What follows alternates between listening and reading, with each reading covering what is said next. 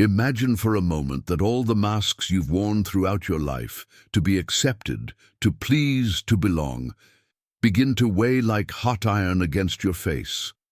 The rehearsed smiles no longer convince, not even yourself. The social rules that once served as a compass now feel like a prison built from other people's expectations. You look around and realize it's not depression, it's not discouragement, it's awakening. Carl Gustav Jung observed this phenomenon in thousands of people throughout his career. He described this process as a gradual shedding of the false, an inevitable transformation that doesn't arrive as an explosion, but as a gentle, persistent unraveling of everything that is not truly you. Jung called this the approach of the self, the most authentic and integral part of the human being, which needs neither applause nor social roles to feel whole. Spiritual awakening, contrary to what many imagine, isn't made of grand declarations, but of small inner deaths. It's a sudden allergy to the inauthentic. Things that once sustained our identity start to feel artificial, like clothes that no longer fit. And slowly, almost without noticing, we begin to let go. We let go of the need for approval, the attachment to being special, the theater of happiness, the hunger for certainty, the guilt, the spiritual shortcuts that deny life, and even the proud solitude of those who believe themselves too different to belong. But this letting go is not loss, it is liberation. With each layer that falls away, something deeper emerges. Instead of approval, inner worth is born. Instead of being special, authenticity arises. Instead of certainty, wisdom takes root. Today, we will walk together through these 9 stages of transformation described by Jung. As you listen, perhaps you will recognize in yourself signs of this slow and silent shedding. Before we dive in, I invite you to subscribe to this channel, like this video, and share in the comments what you've noticed yourself releasing in your own life. This simple gesture may inspire other seekers who are traveling the same path. Take a deep breath. The process has already begun. Chapter 1. The end of the hunger for approval. For much of life, we seek approval as if it were air to breathe. The look of recognition from others felt like invisible nourishment, capable of sustaining our self-esteem. But Jung observed that in the process of awakening, this nourishment turns to poison. What once brought pleasure begins to cause discomfort, until body, psyche, and soul can no longer bear to live at the mercy of judgment. He described this moment as a kind of spiritual intolerance. Imagine someone who, since childhood, feeds on sugar and suddenly develops intolerance. The sweet that once brought pleasure now causes nausea. Such is awakening.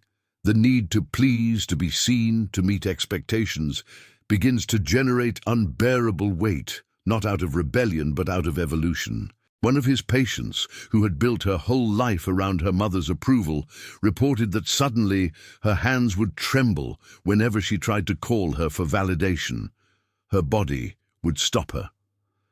Another man, who relied on praise at work, began to notice that promotions and recognition no longer brought excitement, only exhaustion. Both were living what Jung called the emergence of the self, an inner core that is self-sufficient, that doesn't need applause because it already knows its own dignity. This process, however, isn't simple. There is a kind of mourning. To stop seeking approval is like abandoning an old survival habit. You find yourself in a period of transition. You no longer want to please, but you still feel the emptiness left by the absence of praise. It's like being between two worlds, the world of dependence and the world of freedom. Over time, liberation deepens. First, you stop seeking approval from strangers, then from colleagues, later from friends. The most challenging is releasing the need for approval from family, where so much of our identity has been shaped. And each layer of release carries not only pain, but also a wellspring of strength. In place of the need for validation arises something much deeper, an unshakable sense of intrinsic worth. It is not confidence built on comparison, but dignity rooted in existence itself. Like a tree that, upon finding underground water, no longer depends on rain. It blooms for itself, not for applause. The awakened self no longer participates in the theater of approval. It simply is. And this being, simple and silent, becomes the most powerful source of inner freedom. Chapter 2, From Special to Unique, Individuation Without Inflation. At the beginning of the spiritual journey, it's common to feel chosen, different, even superior. After an intense experience of expanded consciousness, many believe they've touched something inaccessible to others. Jung called this phenomenon spiritual inflation, when the ego wears the garments of the soul and disguises itself as enlightenment. At this stage, the need to be seen as special intensifies. You may recognize yourself in subtle desires to talk about your spiritual practices, about revealing dreams, about signs from the universe that only you perceive. It isn't shallow vanity, but the ego's desperate attempt to cling to what it doesn't understand. The ego says, if I experience something greater, then I must be greater. But the process of individuation, as Jung described, takes us in the opposite direction. The closer we approach the self, the less we need to prove who we are. What was once displayed now withdraws into silence. Spirituality, that once seemed like a crown, begins to feel like a burden. The game of being special no longer brings joy, only fatigue. A man in Jung's practice confessed that he always presented himself as the most advanced in his group. He meditated more hours, fasted longer, read more books on mysticism. Until one day, while explaining complex concepts of consciousness, he suddenly felt ridiculous, like an actor stuck in a role that no longer fit. In that instant he realized using spirituality to appear special is the opposite of being spiritual. Gradually, this need dissolves. You begin to speak less about your practices, not because you hide them, but because there is no urgency to prove anything. Silence becomes more comfortable than display. A simple life feels truer than any spiritual title. Paradoxically, it is in this detachment that true uniqueness blooms. By letting go of the need to be special, you become, in fact, unique. A flower doesn't open to be admired, but because it is in its nature to bloom. So it is with human beings.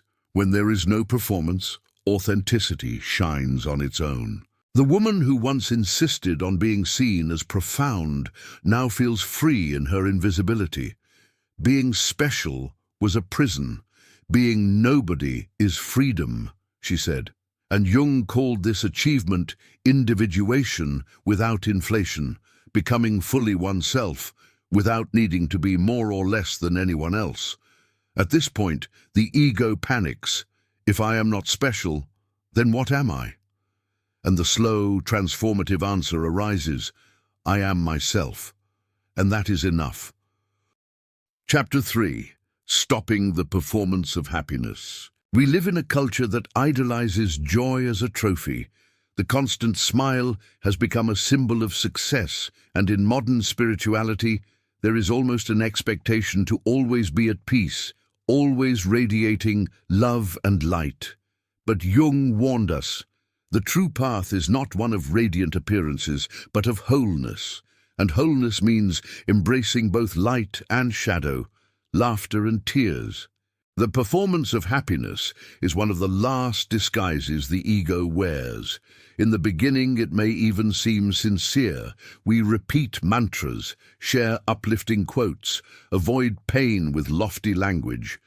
But there comes a point when the body can no longer sustain the play. The soul demands truth. A therapist supervised by Jung went through this moment painfully.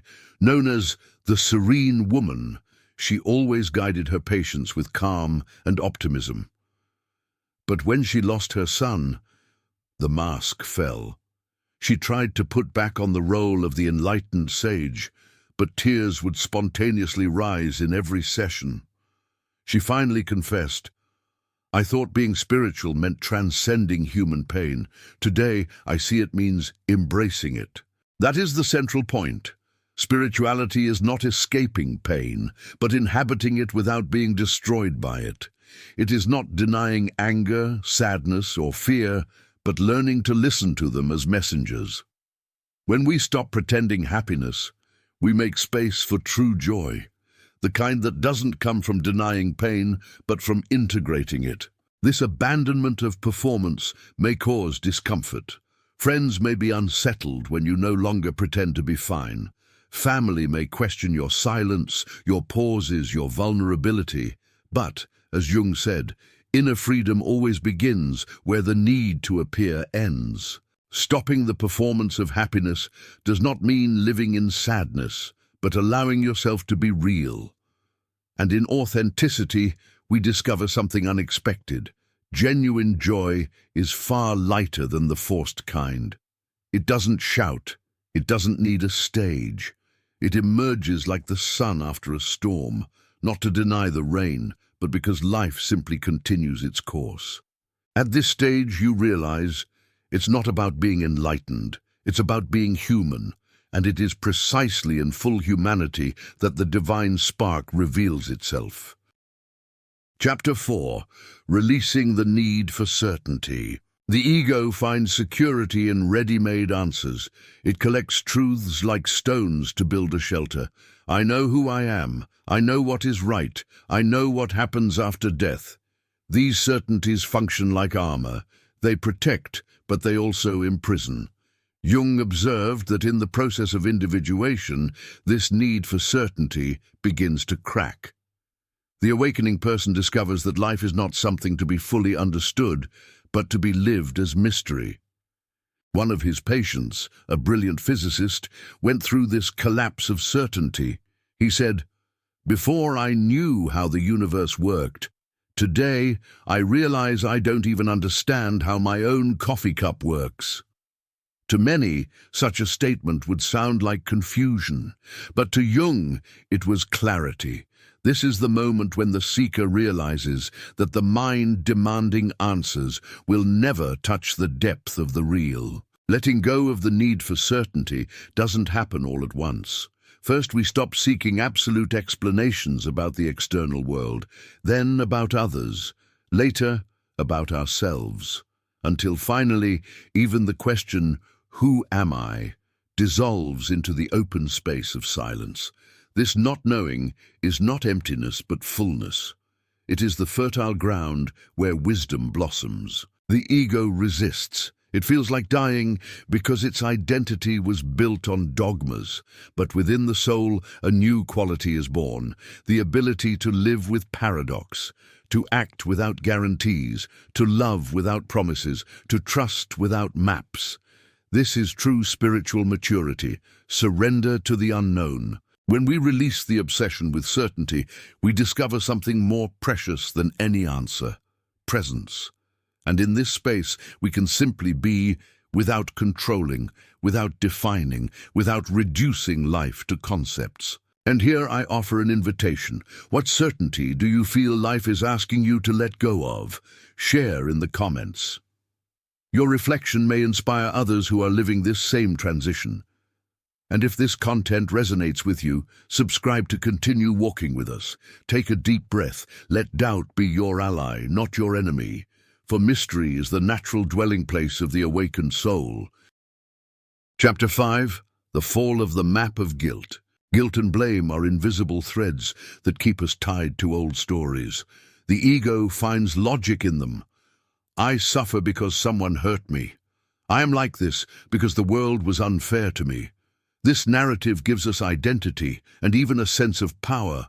After all, if the other is guilty, then I am innocent. But Jung observed that on the path of awakening, this storyline begins to unravel. Little by little, the soul can no longer endure living in the script of victim and perpetrator. One of his patients carried deep resentments. An abusive father, a betraying ex-husband, bosses who belittled her. She had every reason for her pain, but there was something that kept her imprisoned, the belief that her life could only change once the guilty ones repented. Over time, Jung helped her see that, even without choosing what happened to her, she could still choose what she would do with it. It wasn't about absolving others, but about taking away their power to dictate her destiny. This process is slow and painful. First comes revolt. It's not fair, it should never have happened. Then, the recognition of patterns. Why do I always attract these kinds of relationships? Gradually, awareness arises. In some way, I participated, even unconsciously, in repeating this pain. And finally, liberation. I am not just a victim. I am also the author of my life. This shift doesn't mean accepting abuse or denying trauma. It means transforming perspective. By letting go of guilt, a person discovers something paradoxical. They don't lose power, they gain it. They stop carrying a story of imprisonment and begin to embody a narrative of strength. A man who spent years blaming his father for his unhappiness once said, "When I stopped seeing him as a monster, I saw just another wounded human being. At that moment, I stopped being a prisoner of his shadow and found my own light." Jung described this as the soul's movement toward wholeness. By letting go of guilt, we stop dividing the world into good and bad, victims and culprits. We begin to see roles, mirrors, and lessons. We don't justify wrongdoing, but we understand that even pain can be part of a greater process of awakening. And it is in this abandonment of the map of guilt that true responsibility is born, no longer reacting to the past, but consciously choosing the future. Chapter 6, Healing Spiritual Bypass. Among all the traps on the path, perhaps this is the most subtle, using spirituality not as a bridge to life, but as an escape from it. Jung observed time and again sincere seekers who hid behind lofty words, deep meditations and grand concepts while avoiding what hurt the most: to feel. Spiritual bypass is this attempt to leap over human pain with pretty words. Everything happens for a reason, we say to avoid grief. We are all one, we repeat, so we don't have to set healthy boundaries. I have already transcended the ego, we affirm, while running away from the real work of facing our shadows. A Buddhist practitioner, after 20 years of retreat and intense meditation, came to Jung in crisis. He had experienced elevated states of consciousness, absolute emptiness, the sensation of cosmic unity. But in his daily life, his relationships were chaotic, his anger repressed, and his emotional sensitivity atrophied. He had used the spiritual path as a wall against his own humanity. Upon awakening to this, he said something moving. "I spent 20 years trying to be nobody. Now I need to learn to be somebody. This somebody with this life, these wounds and these gifts." Healing spiritual bypass is accepting that spirituality does not pull us away from the earth, but grounds us even more deeply in it. It doesn't mean abandoning sacred practices, but living them without denying flesh, fear, desire, anger, or love. It is about integrating heaven and earth in the same body. This process requires humility, admitting that we still feel envy, that we still have needs, that we still long for hugs, and instead of feeling ashamed of this, realizing that it is precisely there that fullness resides. The soul does not seek to cancel humanity, but to transfigure it. When we abandon bypass, we discover that true spirituality is not anesthesia, but radical presence. It is the ability to feel pain without being devoured by it, to experience joy without clinging to it, to dance in the paradox between infinite and finite, divine and human, light and shadow. And it is in this balance that spiritual maturity emerges, not as an escape from the world, but as a total surrender to life. Chapter 7, The Rhythm of Metamorphosis, Spiral, Relapses and Compassion. Awakening is not a straight line, but a spiral. Those who have walked this path know it is not enough to decide to abandon old patterns. They return, sometimes in even subtler ways. Jung observed that this back and forth is not failure, but a natural part of transformation. You may feel that you no longer seek approval until one negative comment shakes you again. You may believe you've let go of the need for certainty until a crisis awakens the urgency for answers. You may experience the freedom of no longer blaming, only to find yourself pointing fingers again.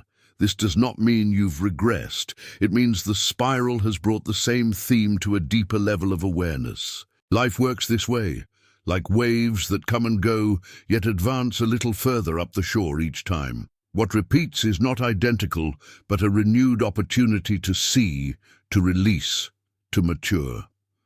Jung said that each return to an old pattern was, in truth, a more refined initiation. At this stage, self-compassion becomes essential. The ego tends to interpret relapses as failure, but the soul recognizes them as part of the dance.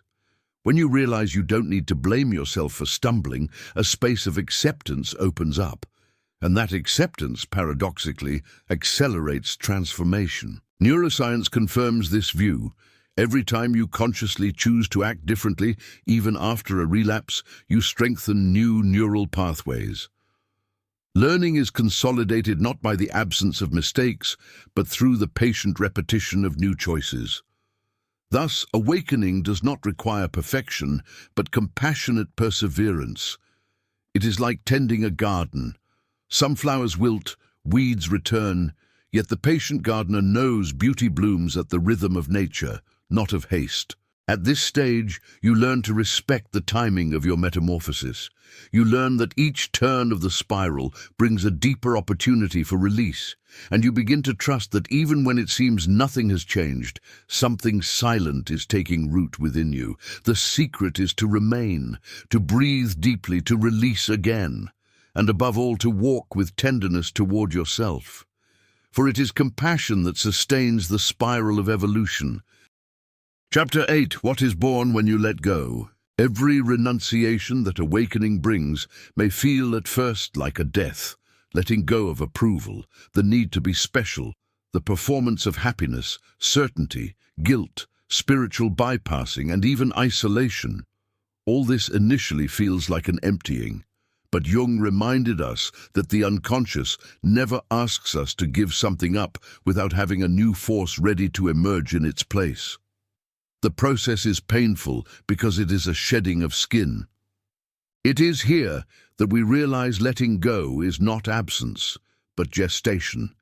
With each release, something more authentic is silently born. When you release the hunger for approval, inner worth emerges, no longer dependent on applause. When you let go of being special, natural uniqueness arises without effort. When you abandon the mask of happiness, you discover genuine joy that knows how to coexist with sorrow. When you relinquish certainty, wisdom blossoms, wisdom that lives comfortably within mystery. When you release guilt, the power to choose a new path is born. When you heal spiritual bypassing, life incarnates fully in the body, in gestures, in emotions. And finally, when proud solitude dissolves, the possibility of conscious relationships emerges, where each remains whole, yet still chooses to share. We can imagine this movement as a living table of the soul.